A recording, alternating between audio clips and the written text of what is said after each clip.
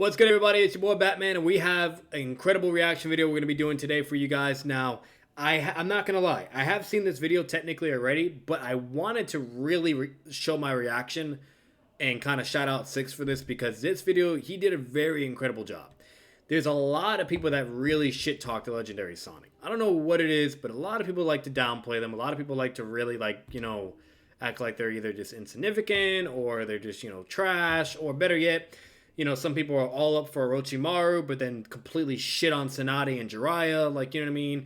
And there's just so much, inconsistent scaling for the legendary Sonic.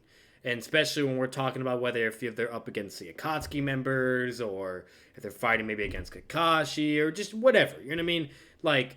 And Six does a great, really good job on not only scaling them, in my opinion, correctly narratively, but also really going over the feats, the statements, and overall clearly providing an understanding of basically where they're all at and who's kind of what he thinks is the top dog.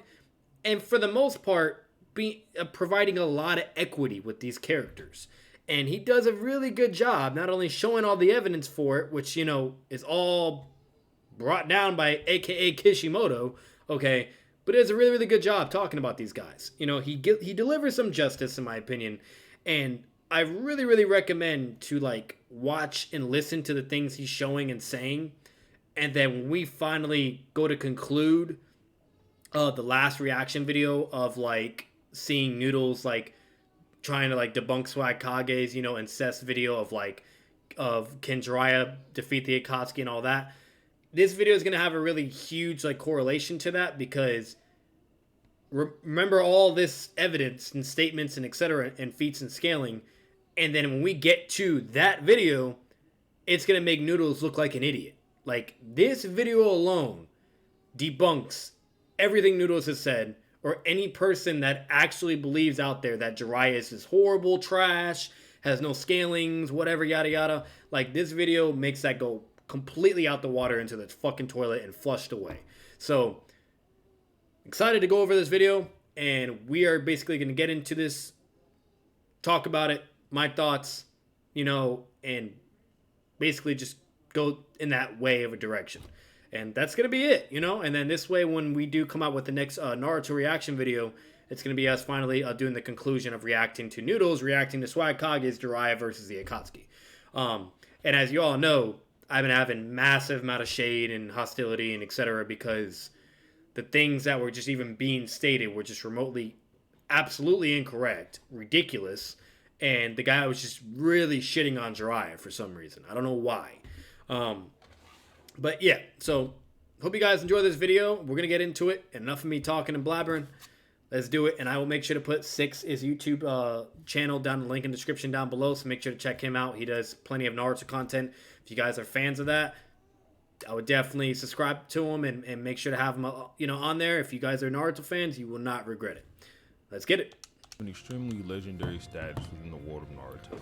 Not only in terms of power, but politically as well. Their name carries a great deal of weight throughout the 5 nations, so much so that Orochimaru's attack on Konoha had spooked the Raikage into wanting to learn new jutsu, likely due to fear for his own life. Today, I'll be going over how strong they are, as well as some of their abilities. Even though I've seen this video already, that still baffles me. I never knew that. And remind you, the Raikage is no fucking joke. You're talking about a guy that has Biju levels of chakra and has fucking teleportation on par with the Yellow Flash. He's a pretty serious guy, And the fact for Orochimaru to kind of, make him scared apparently somehow, which he didn't show the statement or where he was getting that from. So, but Six isn't the guy to just say shit. 9 times out of 10, his stuff is backed up. You know what I mean? If he were to go into a debate or whatever the case may be, he's not just spearing shit like most people do, and when they're trying to bullshit or rat or troll. Okay, so I highly doubt he's being dishonest about that. But if that is true, it's very interesting, because that alone is pretty serious. That's really good scaling evidence. For this, I'll be primarily sticking to the manga and data books, but I'll also include a few things from the anime for those of you that want to use it. First, I'd like to address a lot of incorrect things people in this community tend to say when trying to scale the Sannin. I've touched on some of this before in other videos, but I just want to reiterate these things again so you guys can better understand where I think the Sannin scale compared to other Naruto characters. Okay, so first off, none of the Sannin scale to Pain. Pain is one of those characters like Minato and Itachi that have been portrayed. Thank you. I'm so glad he actually states that, because I don't know where the confusion actually really comes from. But Pain is literally in the same caliber and level and tier of scaling when it comes to characters like Itachi and Minato. They're just built different. Like, you're talking about, like, legendary level ninja that are just in their own way of, like, being on a separate area of skill, scaling, and etc. They're no fucking joke. They're really freaking powerful. And I don't know what it is, but there's actually people out there that really don't think they're on some level or form of equal footing and relativity, and to the point where, you know what I mean, like, they're kind of just in their own category, if you get what I'm saying. You have a lot of people that say, oh, Itachi would absolutely destroy Pain and Nagato and Obito, you know what I mean? Then you have people that say, oh, Obito would smack Itachi and Pain and Nagato. And then you have some people, I'm one of them, that actually would think Nagato and Pain would actually be able to beat Itachi and Obito.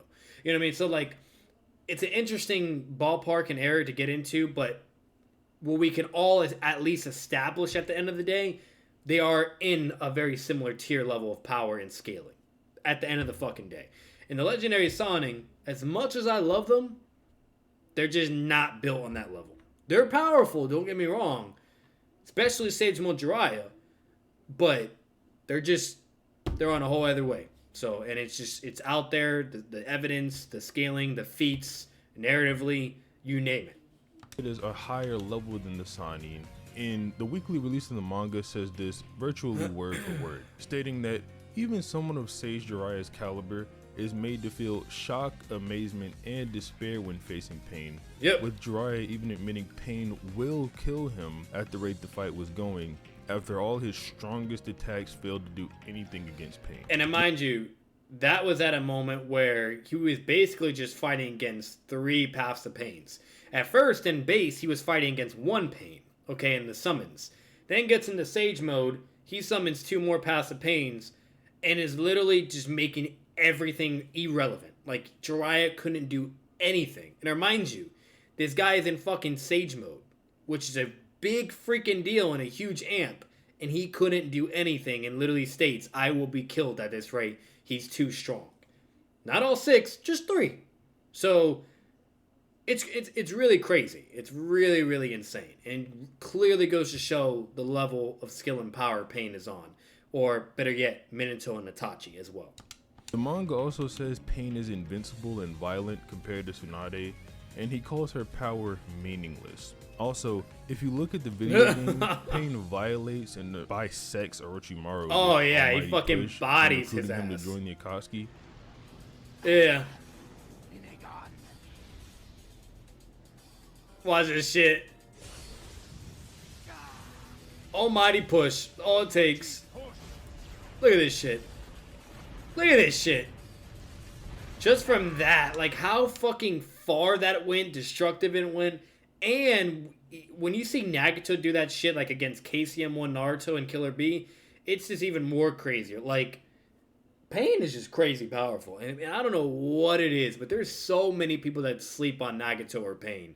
Like, they're just either just try to downplay him or disrespect the guy, or do they just, like, I don't know. It's crazy. Like, Pain or Nagato is, in my opinion, throughout the Naruto community, feels like people just, shit on him. And he's a very, very underrated character. And, like, it just blows my mind because there's so much data book statements, narrative scaling, feats alone, you name it, like, of this guy just being built different, Like, it's crazy. So it's fair to say the narrative within the series, that being the manga, and outside the series, that being the video game or anime continuity, consistently portrays the Sannin as being inferior to Pain. You don't see too much of this anymore, but some people also have a problem with Sage Naruto beating Sage Jiraiya and the other Sannin, even though he's verbatim stated several times to have surpassed him. And that is true. So at the end of the day, what people don't really understand is Sage Mode Naruto, he literally perfects Sage Mode. He surpasses Jiraiya and Minato, remind you, and apparently in Sage Mode, what's it called? And just it's constantly stated, verbatim that he surpassed and his Sage Mode's more better than Jiraiya, and etc. He has no frog features. You know what I mean? He's more powerful, bigger chakra pull. The more nature energy. Like there's so much out there to indicate that Naruto's on a whole other level, and would shit on Sage Mode Jiraiya. Now, could Sage Mode Jiraiya like be able to have any remote chance? Sure, you know what I mean.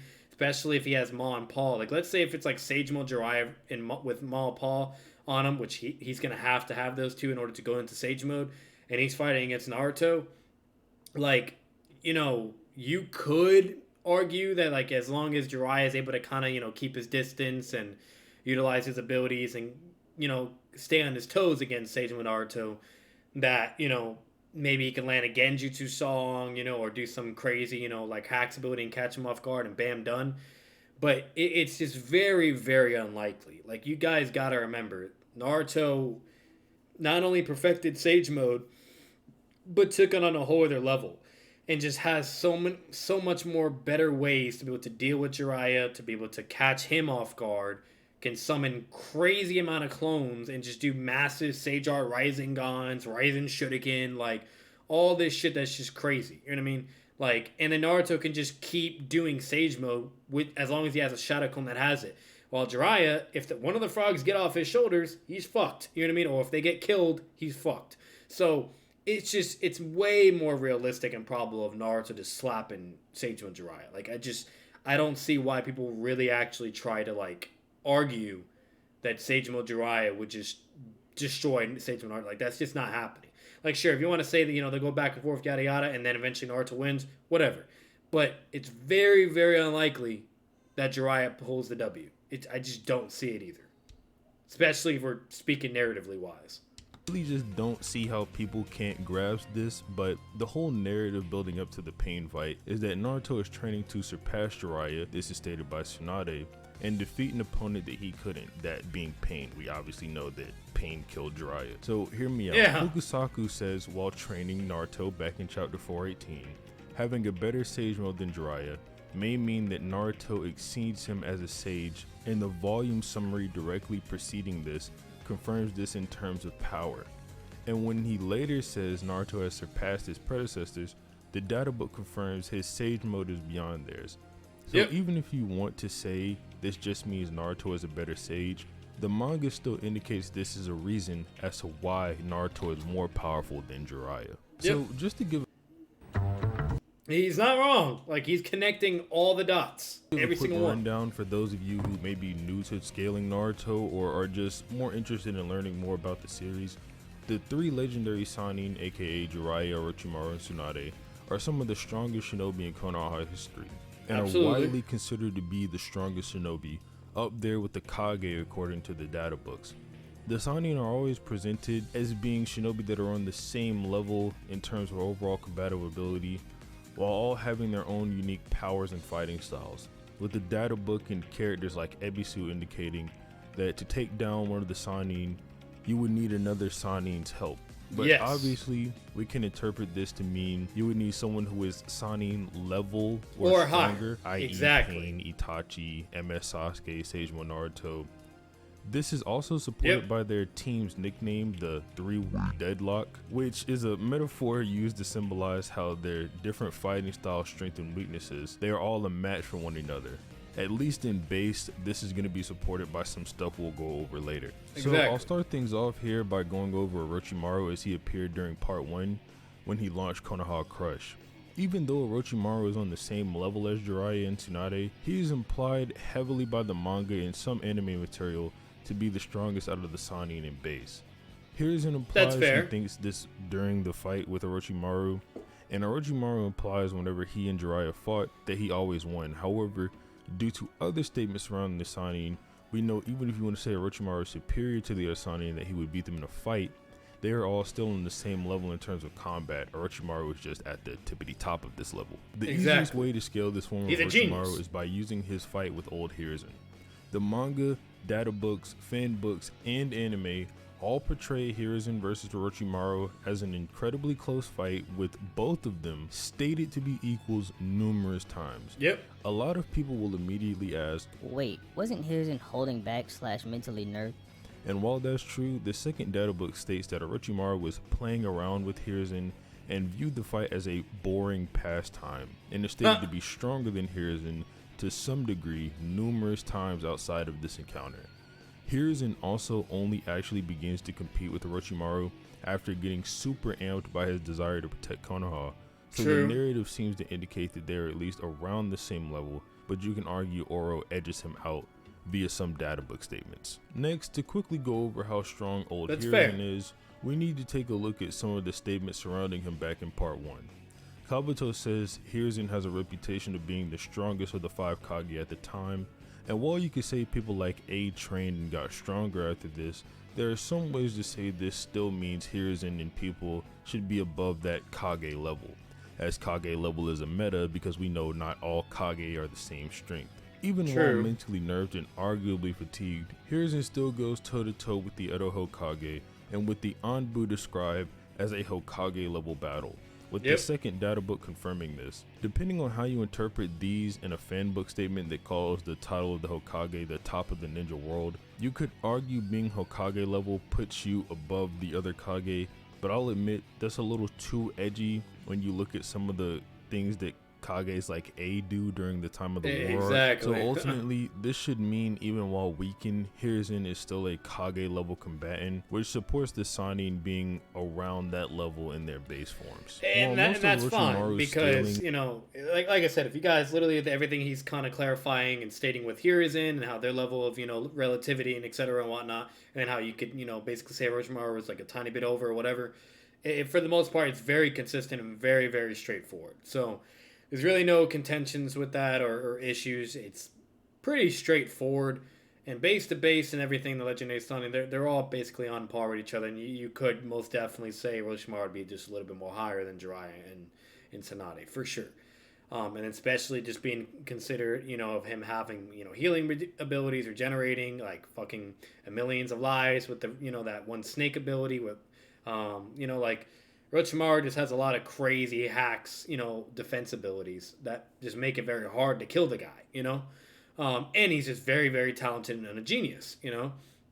While Jiraiya, you know what I mean, he has all like his hacks abilities and jutsus, whatever, you know what I mean? But he doesn't really become a big deal unless he's into Sage mode, you know what I mean? He's strong, don't get me wrong, but, you know, at least in comparison to Orochimaru, definitely would say base to base. They're most equal for the most part. But Orochimaru does take it, you know. So yeah, I do agree with everything being stated so far. Very, very good evidence showings, you know, narrative, you know, you name it. Great job. Comes from part 1, he remains a pretty strong villain compared to the others we see in Naruto, even going into early part 2. Numerous characters, including Sasuke himself, say the only reason that Sasuke was able to beat Orochimaru was due to Orochimaru being weakened by the Reaper Death Seal and the illness caused by his body rejecting him. Exactly. Deidara, one of the most arrogant Akatsuki There's two conditions. So it's the Reaper Death Seal, and then, you know, with his body finally rejecting him because he was on like that time crunch where he needed to get another body. Those are two significant nerfs, you know, that were kind of fucking him over. And then Sasuke took advantage of that, and he was able to basically reverse and win the body transfer situation, and was just able to kind of beat him without really having to try. He just went all out. Like, he immediately went like CM2 and you know, was just kind of flexing on him like, you know, I'm way more powerful than you now, and you're basically fucked, you know. So very true. Who has a whole beef with Orochimaru. Not kidding, the only reason Deidara even fought Sasuke was because he was pissed he killed Orochimaru before he could.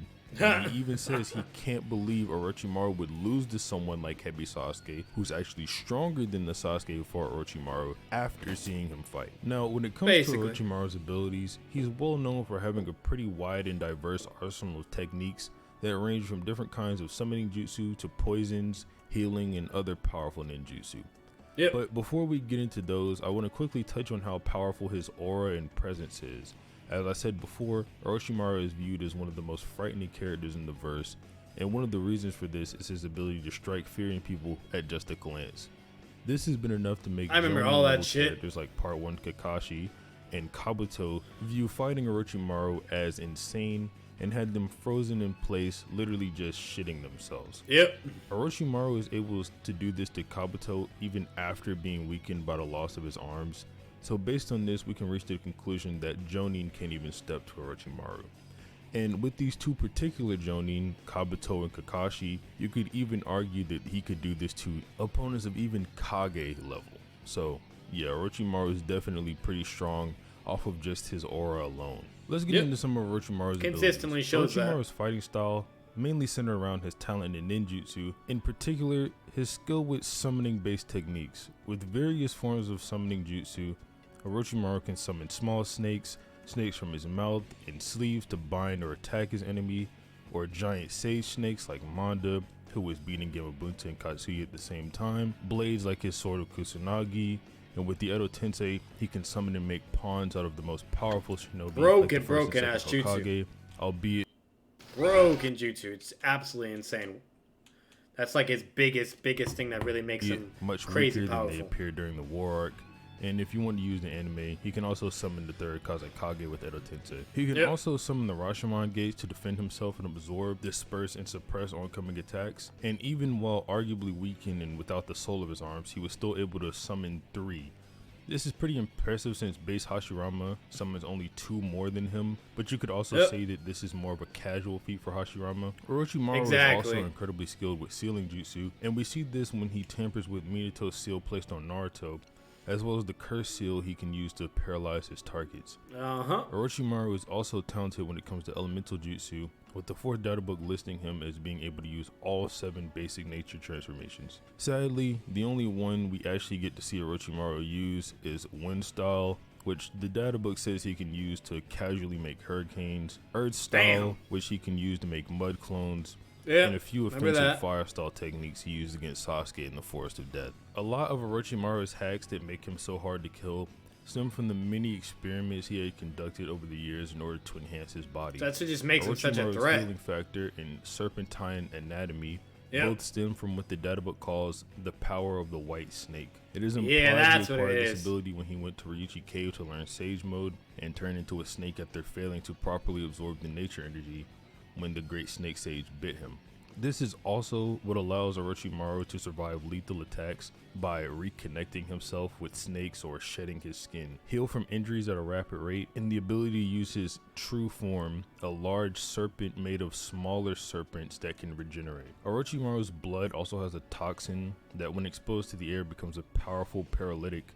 The 3rd data book says this is also what allows Orochimaru to use his strongest jutsu, the 8 branches technique, which uses the power of the white snake to transform Orochimaru into a giant Kusanagi wielding hydra that can regrow its heads. This one Orochimaru is stated to be bigger than even Manda and surpass Orochimaru himself. Outside of that, you could use Pain's statement to say he might be on par with Sage Jiraiya and pre-war 100 healing Tsunade, but that's about all since he doesn't really do anything in this form other than get folded by a blind deathbed Itachi. I forgot to mention this earlier, but being stronger than Heavy Sasuke should be enough to put Orochimaru and by extension the other base Sannin above most of the low-level Akatsuki members, since Sasuke is implied by the manga and 3rd data book to be stronger than the grunt-level Akatsuki members we were first introduced to, like Deidara, Kakuzu, Hidan, and possibly Konan as well.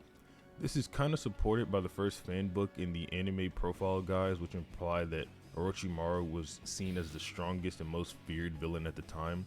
While this obviously wouldn't include people stronger than Orochimaru like Obito, Pain, or Itachi, who maybe just aren't as well known as the Sannin at this point in time, it should still support Orochimaru being superior than a lot of other Akatsuki members and help you guys understand how Orochimaru is viewed in the actual story.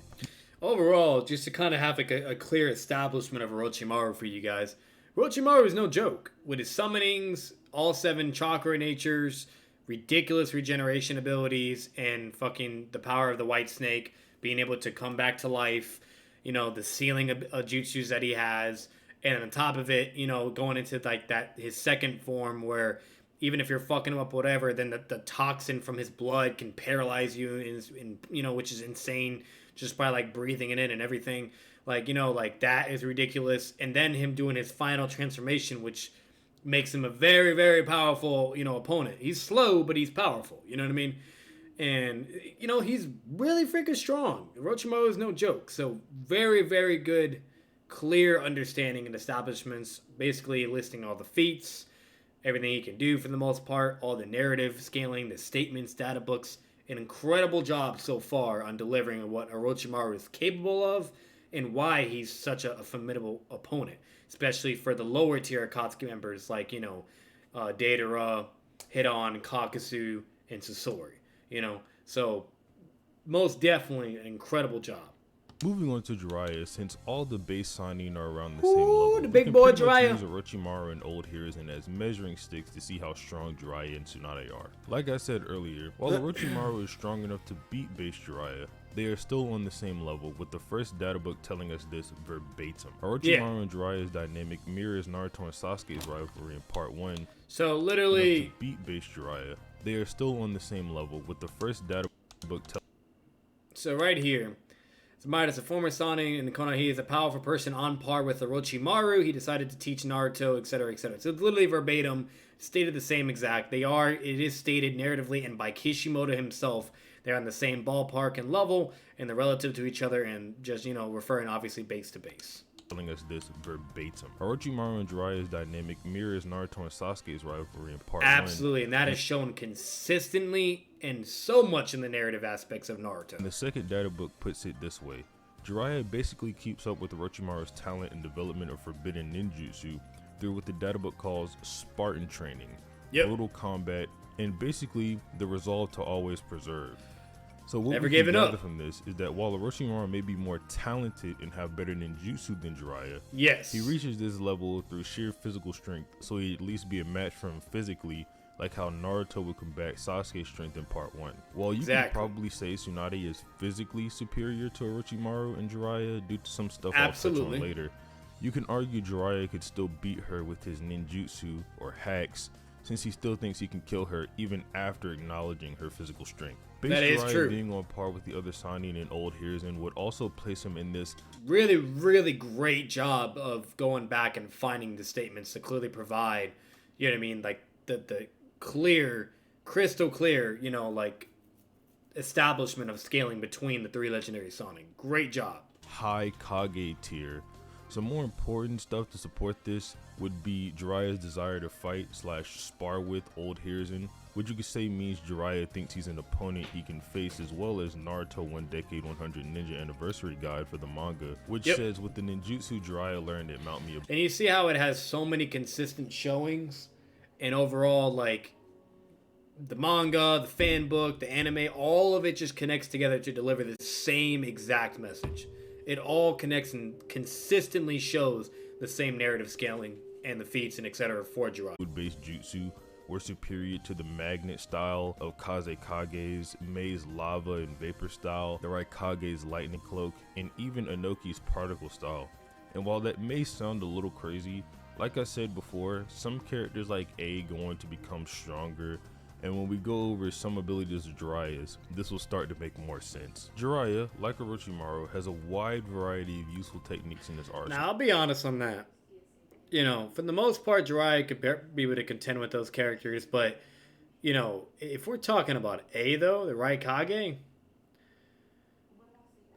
Jiraiya doesn't have that speed.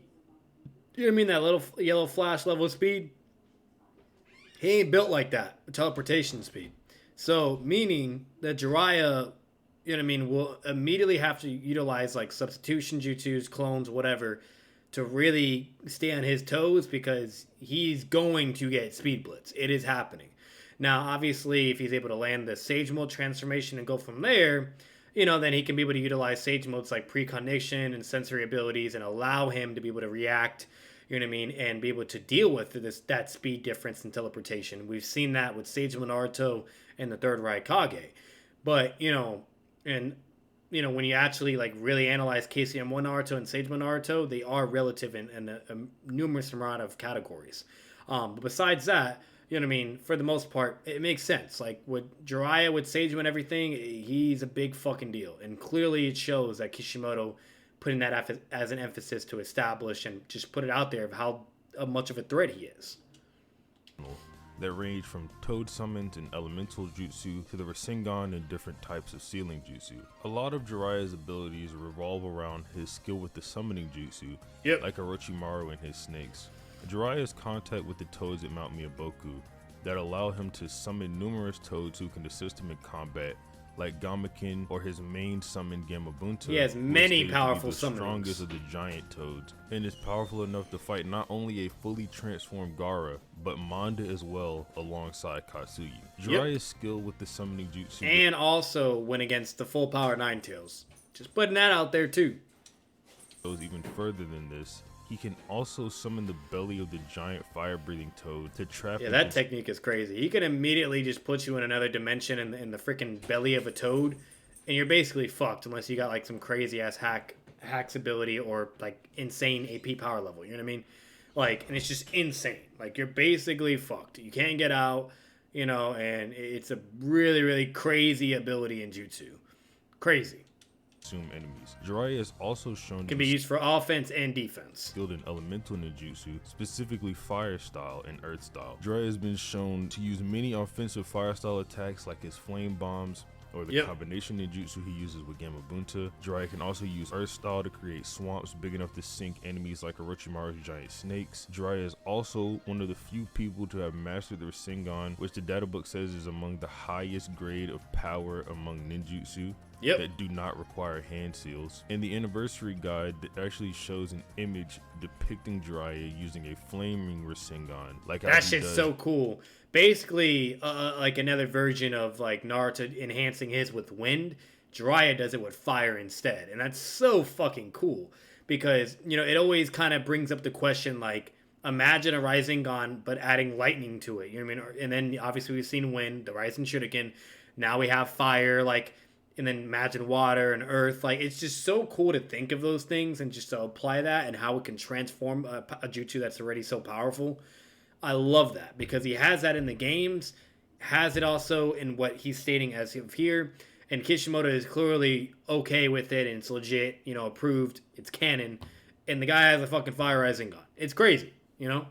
In some of the video games, you can definitely make an argument for him being able to use a fire style Rasengan. Orochimaru also implies that Jiraiya's skill in sealing jutsu was on par with that of himself and Hiruzen, and we even see as much with Jiraiya easily undoing the seal Orochimaru placed on Kid Naruto and being able to lock and unlock the seal Minato placed on Naruto, as well as developing sealing tags capable of suppressing some of the Nine Tails chakra, which Kakashi was able to use to suppress KM3 Naruto, or Three Tails. I also want to quickly touch on Jiraiya's Sage Mode, which when used with Mon Pa dramatically increases the strength of Jiraiya's ninjutsu, genjutsu, and taijutsu, which is often defined by strength and speed. So this form, like Orochimaru's Hydra and Tsunade's strength of 100 healing seal, takes Jiraiya beyond the level he was previously and gives him access to even crazier and stronger abilities than in base. For example, in Sage Mode, Jiraiya can create his Master Rasengan big enough to easily carve away a mountain according to the third data book, and can use, which is crazy because we've also seen Madara utilizing a perfect Susanoo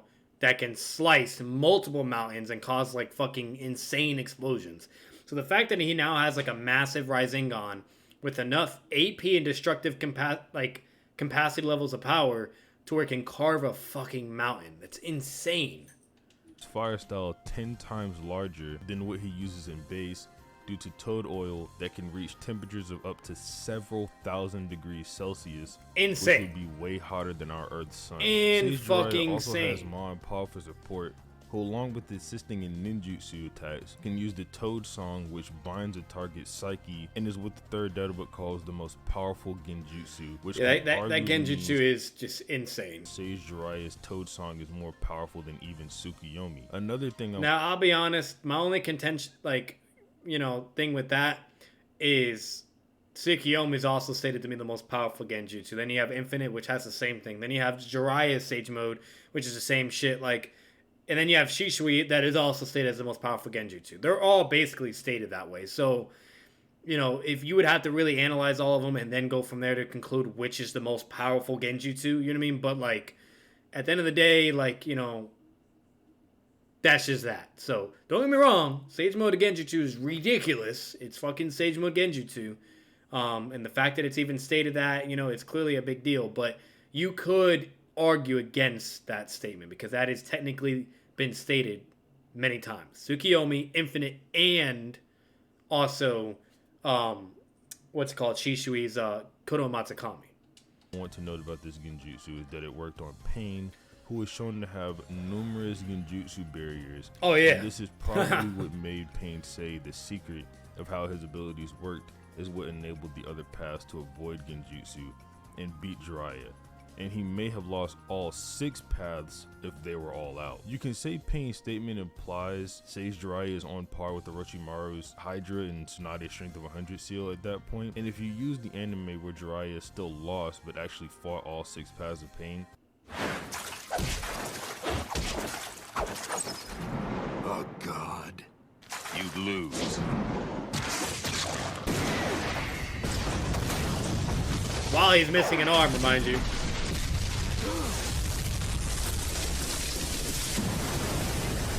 Maybe say the statement from Pain Art Kakashi implies he's not as strong as Sage Jiraiya yet. Last but not least, let's go over Tsunade.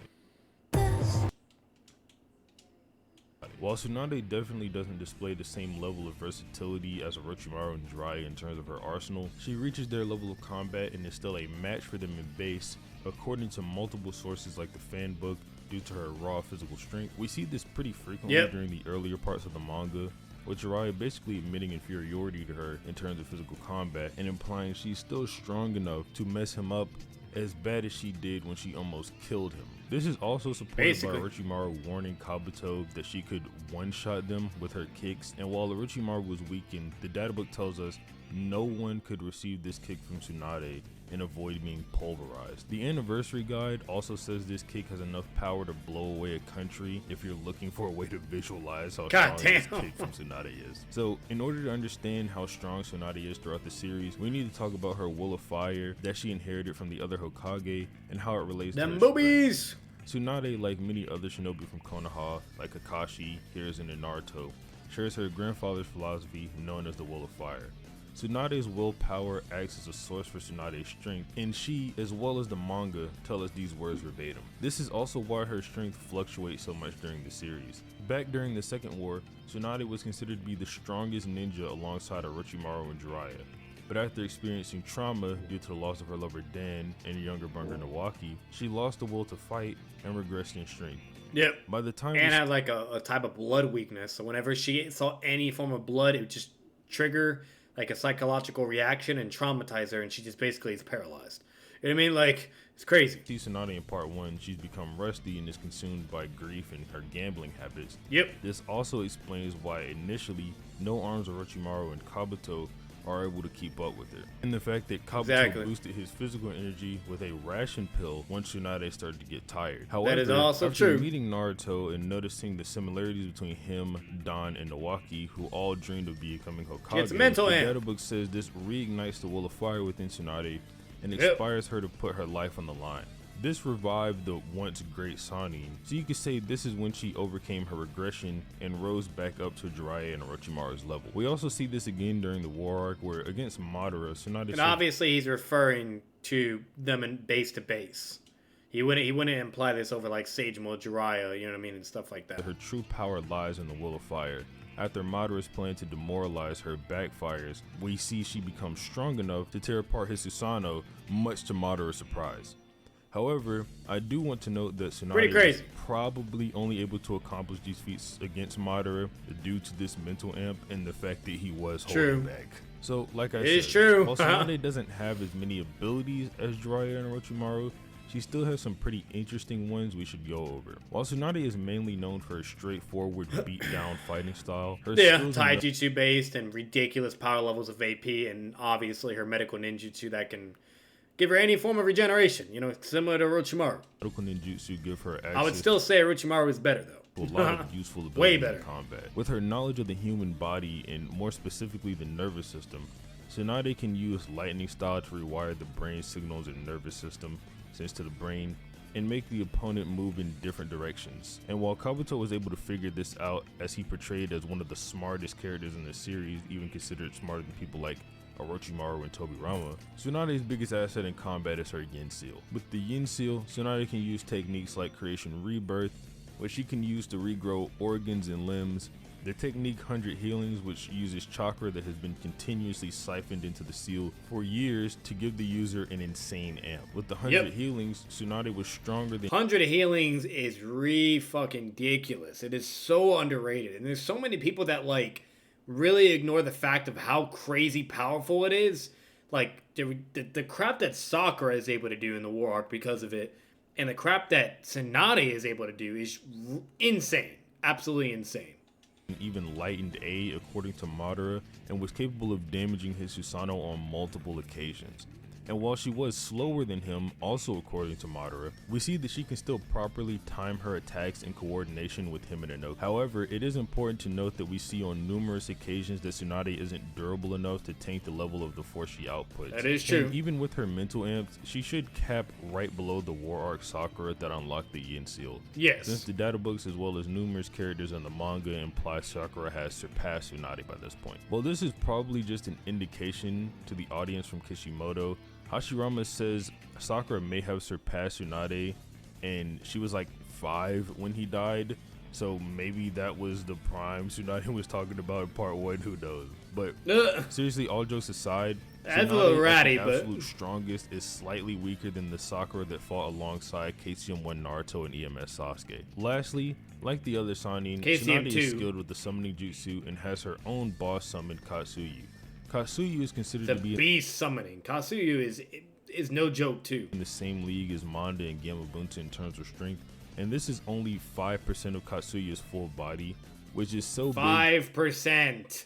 Do you hear that? 5. That it encompasses the entire Shikotsu forest. The entire forest. And Tsunade working together can only summon 1/10 of her body. Katsuyu also has the ability to heal others, avoid attacks by Katsuyu is insane. Imagine if you were able to summon 100% of Katsuyu. Just imagine. That would be insane. Fucking insane. Splitting into smaller slugs.